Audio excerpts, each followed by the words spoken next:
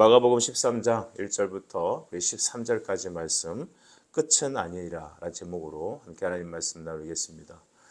오늘날 한국교회는 짧은 100년 가운데 세계에 아주 이래를 찾아볼 수 없는 어떤 대팽창, 대부흥을 이뤘던 교회가 되었습니다. 그러다 보니 세계에서 손꼽히는 그런 교회 건물들도 상당히 많이 들어섰죠. 그래서 우리가 7, 80년대 경제 대부흥을 이루면서 우리도 교회도 이제 집 짓기 운동, 교회 건물 짓기 운동이 아주 활발했습니다. 성도들의 신앙은 자신들의 재산과 모든 것들을 하나님께 순전한 마음으로 바치기 위하여 소위 기둥뿌리들을 뽑아갖고 이렇게 교회를 지었습니다. 하나님의 예배당을 짓는 것 너무 아름다운 것입니다. 그러나 그것이 자칫 물량주의가 되고 또 그것이 건물이 성전이라는 생각에 사로잡히게 될 때 우리의 신앙은 비뚤어질 것입니다. 회교에서도 굉장히 이슈가 되었던 한 모 교회의 건물이 우리 또 한번 생각이 나네요. 서초동에 가면 글쎄 정확한 시가를 잘 모르겠습니다. 아마 한 3천억이라고 그러나요? 3천억이면 도대체 그 돈이 얼마입니까? 그 정도 되는 비용으로 건물을 지었던 교회가 오늘도 있습니다. 여러분, 우리는 왜 이렇게 큰 교회를 지으려 할까요? 물론 건물이 넓어지면 사람들도 오게 되어 있고 여러 가지 좋은 이유가 있을 것입니다. 우리는 그 건물들을 보면서 이렇게 얘기합니다. 와, 서울에 이런 큰 교회가 있다니. 와, 이렇게 놀라운 시설이 있다니. 그렇게 여길 것입니다. 오늘 예수님의 제자들도 예수님께 그런 모습으로 예수님께 말하고 있습니다. 1절에 보니까 예수님께 성전에 나가실 때 제자들이 예수님께 이렇게 말했죠. 주님 보십시오. 이 돌들이 어떠하며 이 건물들이 어떻습니까? 그 시골 갈릴리에서 왔던 이 출신들의 제자들은 예수님께 막 자랑하는 것 같이 보입니다. 이 건물들, 이 인테리어 보십시오. 놀랍지 않습니까? 근데 우리 주님은 그걸 보고 좀 어이없으셨을 것 같아요. 하늘에 계셨던 모든 천군 천사와 함께 우리 아버지의 영광 속에 있던 우리 예수님께서 지금 육신을 입고 이 땅에 있는 자체가 비하입니다. 낮아지심. 그런데 제자들은 고저 이 시골 출신에서 와갖고 인간이 만들어놓은 이 건물을 보고 와 보십시오. 이 건물들 보면 인테리어 보십시오. 이렇게 얘기하니 예수님 얼마나 어이없으셨을까요? 근데 주님은 그때 그 제자들에게 이런 얘기를 합니다. 2절을 보니까 내가 이 큰 건물들 보느냐? 돌 하나도 돌 위에 남지 않고 다 무너뜨려질 것이다. 이렇게 주님은 말합니다. 이렇게 얘기를 들으면 좀 박자를 맞춰주면 어떻겠습니까? 그래, 참 좋지? 그래, 나도 좋구나. 이러면 좋은데 예수님은 아니, 이 돌들이 돌 위에 돌 하나 남겨두지 않을 것이다. 이렇게 예수님은 쓴소리를 하십니다. 왜 이런 얘기를 하실까요? 그것은 당시 성전이라는 그 건물이 제 기능을 발휘하지 않기 때문입니다. 성전은 총 한 3번 정도 지어졌다는 것을 우리 알 수 있죠. 첫 번째는 솔로몬 성전이 그것이죠. 두 번째는 포로 귀환 이후에 스룹바벨이 졌던 겁니다. 하지만 그것도 무너졌습니다. 이 세 번째 헤롯이 졌던 성전이 아마 우리 제자들이 봤던 이 건물일 것입니다. 유대인들의 그 환심을 사기 위해서 만들었던 건축물이죠. 그들은 그 성전에 들어가면서 여전히 하나님을 섬긴다고 했고 우리가 하나님의 백성이라고 생각했던 것입니다. 하지만 더 이상 그 성전 건물은 제 기능을 발휘하지 않습니다. 오늘날 유럽 교회나 하고 한국 교회도 그렇습니다. 대형 교회들 가보면 예배당이 듬성듬성 마치 그 원형 탈모가 일어나 갖고 이 머리 가에만 이렇게 살짝 이제 머리카락 흔적이 남아 있는 것 같이 어르신들이 듬성듬성 앉아 있는 교회들 상당히 많습니다. 여러분 그것은 왜 그럴까요? 바로 교회 건물이 성전이 아니라는 반증을 말하는 것입니다. 그래서 여러분 예수님은 그 기능을 잃어버린 성전은 이제는 무너질 것이다 라고 말하고 있는 것이죠. 그리고 본디 구속사적으로 보면 참된 성전인 바로 예수 그분이 이 땅에 오셨기 때문입니다. 옛것은 지나고 새로운 것이 오신 것이죠. 성취된 것입니다. 성전은 그리스도를 바로 모델로 보여주는 건축물이죠. 이제는 참된 성전인 예수께서 오셨고 그가 부활하시고 그의 영이신 성령이 믿는 자들 마음 안에 있어서 우리 고린도전서 3장 16절에 있는 말씀처럼 우리가 그리스도의 성전이라고 외쳐야 될 줄 믿습니다. 예수님 또 우리가 알고 있던 것이 여러분 역사적으로도 보면 우리 AD 70년쯤인가요? 바로 그 디도라고 불리죠. 이 장군이 예루살렘에 와서 약 한 100만 이상이 죽었다고 기록하죠. 그러니까 사람들이 다 죽고 예루살렘 성전의 특징은 돌과 돌 사이에 금붙이를 넣었다고 합니다. 그러니까 그 금 꺼내 가려고 성전을 다 부셔버린 거죠. 그리고 예수님의 예언은 역사적으로도 딱 성취됩니다. 아직 그때가 이르지 않았기 때문에 예수님 말씀을 들은 제자들은 매우 두려웠을 겁니다. 한 4명의 제자가 예수님께 조용히 와서 묻습니다. 그 사람들이 누구냐? 베드로, 야고보, 요한, 안드레였죠. 예수님께 이렇게 물어봅니다. 4절에 어느 때에 이런 일이 있겠습니까? 예수님의 말씀을 진짜 받아들인 거죠. 그리고 무슨 징조가 있을까요? 예루살렘 성전이 무너진다는 것은 이들에겐 끔찍한 일입니다. 지구의 종말과도 같은 일이죠. 그때 예수님은 그 성전 파괴에 대한 것을 빌어서 우리에게 마지막 있을 대심판의 재앙, 특별히 예수님이 재림하실 때 있는 이 마지막 때의 상황을 설명해 주십니다. 5절을 보십시오. 예수께서 이르시되 너희가 사람의 미혹을 받지 않도록 주의해라. 6절 많은 사람이 내 이름으로 와서 이르되 내가 그라하여 많은 사람을 미혹하리라. 마지막 말세 때 나타난 특징은 무엇이냐면 내가 그리스도다. 자칭 그리스도라고 하는 사람들이 이 땅에 많이 와서 사람들을 미혹할 것이다라는 겁니다. 오늘날 여러분 어떻습니까? 그 이땡땡 총회장님께서 수많은 교회에 거짓 그 사람들을 보내요. 기독교인들을 자신의 어떤 종파로 많이 포섭하지 않았습니까? 저는 참 그것도 신기해요. 이단의 교리로 사람들을 홀려서 그 사람들이 이단을 따라가게 한다고 따라갑니까? 여러분 그 자체가 바른 신앙이 아니지 않을까요? 물론 우리는 바른 신앙을 지키고 이단을 경계해야 합니다. 하지만 여러분 신천지 아웃해갖고 벽에다 붙인다고 신천지가 그게 무슨 부적도 아니고 교회 안 들어옵니까? 그리고 그 말을 전한다고 혹해서 가서 그 교회 가서 충성하고 하는 그것도 너무 이상하지 않습니까? 성경은 말합니다. 요한복음 10장 보십시오. 내 양은 내 음성을 듣고 그들은 나를 따른다고 하셨습니다. 결국 부르심 받은 자는 많지만 여러분 초대받은 자는 많지 않아요. 그것을 우리는 깨달아야 할 줄 믿습니다. 여러분 부름받은 자인 줄 믿습니다. 주님의 양인 줄 믿습니다. 우리는 목자의 양이신 예수의 말씀을 따라 주께 나아갑니다. 여러분 또 어떤 일이 일어날까요? 7절 보면 난리와 난리의 소문들이 있을 것이고 하지만 두려워하지 말아라. 이런 일이 있을 것이지만 아직 뭐가 아니다? 끝은 아니다. 따라합시다. 끝은 아니다. 시작. 끝은 아니다. 아직입니다. 이런 일들이 많이 일어날 것입니다. 그러면서 8절에도 민족이 민족을 나라가 나라를 대적하여 일어나겠고 곳곳에 지진이 있을 것이고 기근이 있을 것이다. 재난이 시작된다. 예수님이 이 땅에 오시는 것을 우리는 사모합니다. 마라나타 주 예수여 어서 오시옵소서. 많은 사람들이 지금은 예수님이 오시기 12시 5분 전이라고 많이 표현합니다. 그 5분 전 몇십 년 지났는데 아직도 5분 전이라고 합니다. 하나님의 하루는 천년과 같고 주의 천년은 하루와 같다. 이 사실을 잊지 말라고 주님은 말씀하셨죠. 우리의 내일은 알 수 없습니다. 하지만 여러분 우리는 오늘 하루를 마지막 예배로 마지막 주님이 주신 하루의 선물로 살아가야 될 줄 믿습니다. 우리 권사님들하고 신방할 때마다 항상 그런 얘기하셔서 너무 은혜가 되는 것 같아요. 목사님 저는 오늘 하루가 내 마지막 예배로 알고 나의 모든 걸 다해서 예배하고 찬양하고 주님을 경배합니다. 여러분 그런 마음으로 우리 주님을 섬기십시다. 이 새벽 여러분 마지막 새벽 기도인 줄 알고 오셨죠? 그렇죠? 내일 나가지. 내일은 없습니다. 오늘 기도해야 되는 것이죠. 내일은 주님 오신다라는 것이죠. 여러분 이 주님이 오시기 마지막 때 어떤 일이 일어납니까? 전쟁과 전쟁이 일어납니다.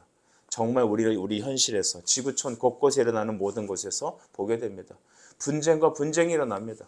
대한민국 좌우로 나뉘어져 갖고 제가 우리 고등학생들한테 물어봤습니다. 학교에서 정치 얘기하냐? 그러니까 빨간 거 반, 파란 거 반이랍니다. 그거 보니까 애들도 그런 거죠. 애들도 분열되어 있고 어른과 아이들, MZ와 또 기성세대 나뉘어 갖고 말도 안 통하고 분명히 한국말을 하는데 한국말이 안 통하는 시대가 돼요. 우리 청소년들 젊은 세대들은요. 선교지예요. 선교지. 진짜 선교지입니다. 무엇으로 나가겠습니까? 그들의 문화에 맞추겠습니까? 글쎄요. 저는 말씀 들고 나가렵니다. 여러분 하나님께서 우리에게 아직 끝은 아니지만 주님의 이 마지막 때 사인들은 바로 이런 것이다 라고 했습니다. 시대의 표적을 여러분 캐치하십시오. 오늘 내일 비가 오겠다라고 하면 벌써 무릎이 쑤시죠. 집사님은 허리가 쑤십니까? 아이고 허리가 아프고 무릎이 아프니 내일 비가 오겠구먼. 하늘을 보니 어때요? 불구죽죽하고 왠지 축축하니 비가 오겠다. 저희 집 큰 녀석이 그러더라고요. 내일은 비가 올 것 같은데? 고등학생도 아는 이 날씨죠. 그렇지만 여러분, 우리는 왜 시대를 분별하지 못합니까? 마지막 때에 여러분, 주님 말씀하셨어요. 내가 올 때에 믿음을 보겠느냐 하셨습니다. 여러분, 주님이 오시는 그때에 교회들은 많이 있을 겁니다. 어쩌면 예배라는 것이 이루어질 것입니다. 근데 그것은 사람들이 고하는 예배일 수 있습니다. 하나님을 섬긴다 하지만 금송아지를 섬기는 잘못된 착각적인 믿음이 있을 수 있습니다. 여러분, 우리는 정말 예수님을 잘 믿고 있습니까? 난리와 소문이 일어나고 사람들이 여러분 영적 수준은 저평준화되고 있습니다. 여러분, 평신도를 깨운다라는 하는 책을 저는 우리 남성들하고 언젠가 읽으려고 합니다. 우리 교인들도 한번 읽어보려고 합니다. 그 책에 제가 오늘 새벽에도 한 챕터를 읽고 왔는데 그 챕터에 보니까 여러분 영국 교회가 오늘날 교회가 텅텅 비게 됐는데 그 전조 증상이 뭐냐 하면 목회자들이 성도들이 매주 예배 자리에 이렇게 오게 되는 걸 보고 그냥 그거 자체로 만족했다는 거죠. 그래, 우리는 항상 예배당이 차 넘칠 것이지. 우리는 항상 해가 지지 않는 나라지. 그러나 지금 가보면 80이 넘은 고령의 목사가 은퇴를 못하고 있습니다. 왜일까요? 목회자가 없기 때문입니다. 여러분, 80이 넘어서 아흔이 다 된 지팡이를 짚어야 나오는 소수의 성도들이 그 큰 예배당에 앉아서 주일날 겨우겨우 예배를 드립니다. 반주자도 나이가 먹었습니다. 목회자도 나이가 먹었습니다. 성도들도 넘었습니다. 그 목사에게 한국 목회자가 질문을 했습니다. 목사님, 왜 교회에 청년들이 안 올까요? 글쎄요, 그들은 주일날 승마해야 되고 피크닉 가야 되고 또 이것저것 할 일이 많다고 하네요. 나도 솔직히 왜 그런지 모르겠습니다. 자기도 모르겠대요. 그럼 누가 할까요? 여러분, 우리가 말씀에 떠나게 되었을 때 우리는 시대의 분별함을 깨달아야 합니다. 갈수록 세대들은 믿음을 찾아볼 수 없습니다. 저도 어저께 우리 부모님들을 뵙고 왔는데 오늘날의 교회 안에 있는 신앙은 옛날과 다르다고 합니다. 정말 주님만 사모했던 것, 하나님 없이는 살 수 없었던 그들, 하나님 앞에 무릎으로 기도하며 살았던, 기도의 불을 태웠던 정말 불과 10몇 년 전, 20몇 년 전의 한국 교회와는 전혀 판도가 달라지고 있습니다. 여러분, 시대가 그렇다고 여러분도 그러하시렵니까? 저는 우리 온샘 교회가 그 시대를 따라가는 교회가 아니길 바랍니다. 우리는 물고기가 다시 알을 낳아 다시 상류로, 자기가 태어났던 그 상류로 물길을 거슬러 올라가듯이 우리는 이 시대의 물길을 거슬러 가야 합니다. 그러니까 고난이 있는 겁니다. 그러니까 여러분 곧된 겁니다. 그러나 여러분, 우리에게 부르시는 부르심은 이 시대를 따라가는 것이 아닙니다. 주님은 로마서 12장에 말씀하시죠. 너희는 이 시대를 뭐하라? 본받지 말라 하셨습니다. 이 시대의 풍류를 따라가지 말라. 물결을 그대로 흘러가지 말라는 겁니다. 여러분, 그렇게 해서는 우리도 영국교회와 같이, 아니 어쩌면 영국교회보다 더 빨리 사라지는 교회가 될 수도 있습니다. 주님은 이 마지막 때에 곳곳에서 나라가 나라를 대적하며 기근이 일어나고 전쟁이 일어날 것이다. 그러나 아직 끝은 아니다. 이단의 세력, 수많은 여러분 어려운 재난들이 일어나는 이때에 우리는 분별해야 합니다. 성전 되신 그리스도, 그를 온전히 붙잡아야 될 줄 믿습니다.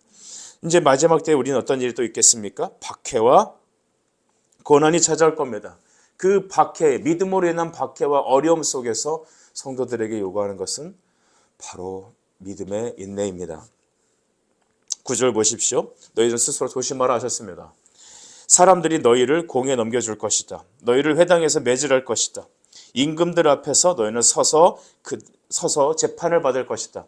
그 이유는 뭐라고 했습니까? 9절 후반절에 그들에게 증거가 되려 함이라. 따라합시다. 증인 되려 함이라. 시작. 증인 되려 함이라.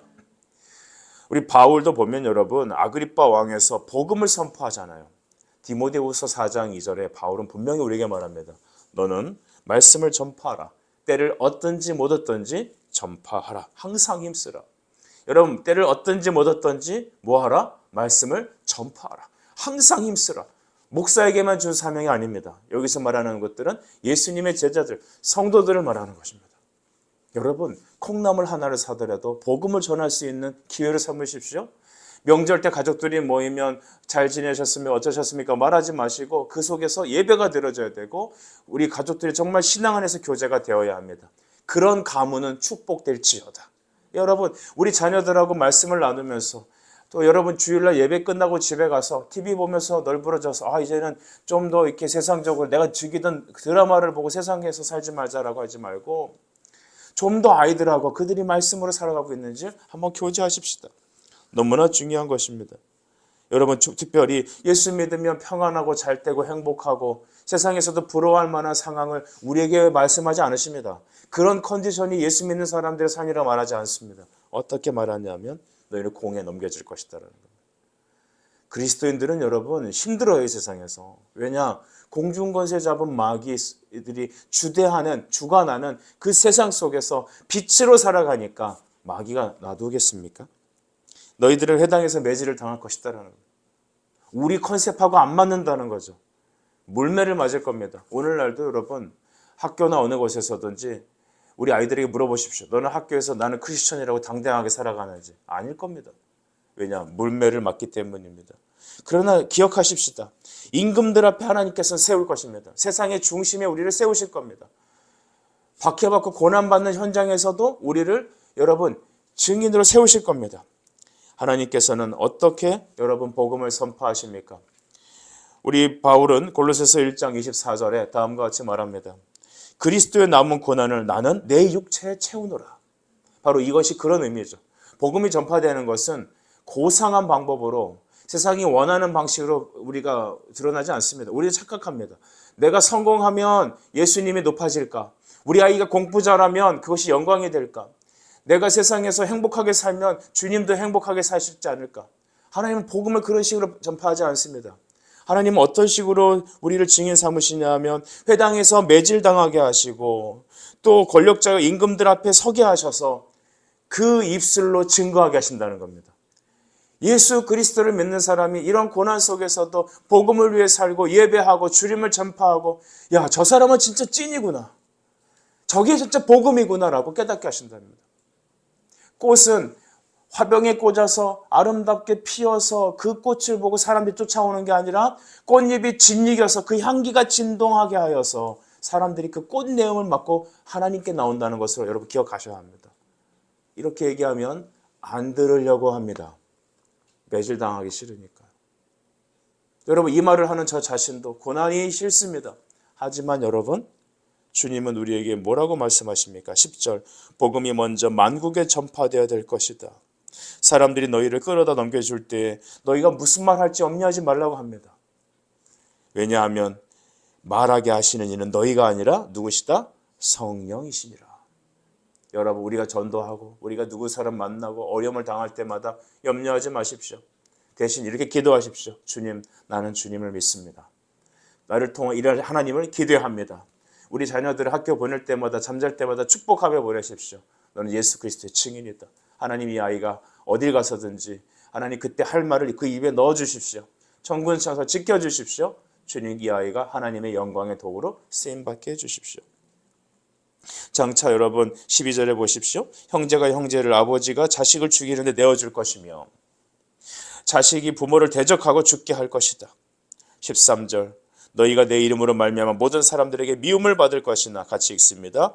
끝까지 견디는 자는 구원을 받으리라. 아멘. 여러분 앞으로 우리가 살아가는 신앙생활 넉넉한 것이 아닙니다.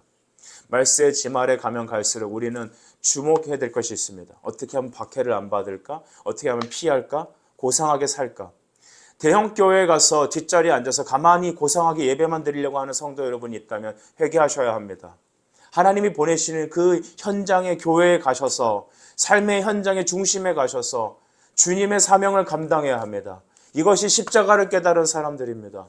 근데 여러분 두려워하지 마세요. 여러분이 향하는 그 모든 일들은 하나님이 힘주십니다. 하나님이 환경 가운데서 이기게 하실 것입니다. 우리는 어려움을 피해가는 인생이 아니라 그 어려운 현실을 믿음으로 뚫고 가는 사람이어야 합니다. 염려하지 말고 뭐 하라? 여러분 말하게 하시는 이는 너희가 아니라 성령이시다. 로마서 8장 18절로 오늘 말씀을 마치고자 합니다. 현재의 고난은 장차 우리에게 나타날 영광과 비교할 수 없느니라. 옛날 한글 성경에는 좋게 비교할 수 없느니라.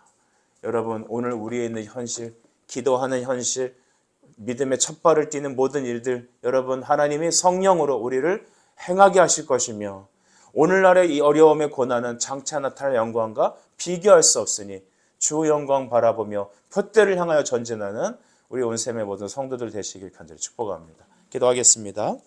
사랑과 은혜의 아버지, 이 아침에도 이런 환난과 어려움이 있을 것이나 아직 끝은 아니다라고 말씀하신 주님, 화려한 건물을 보고 도취되어 살았던 제자들에게 주님은 복음의 본질을 말씀하셨습니다.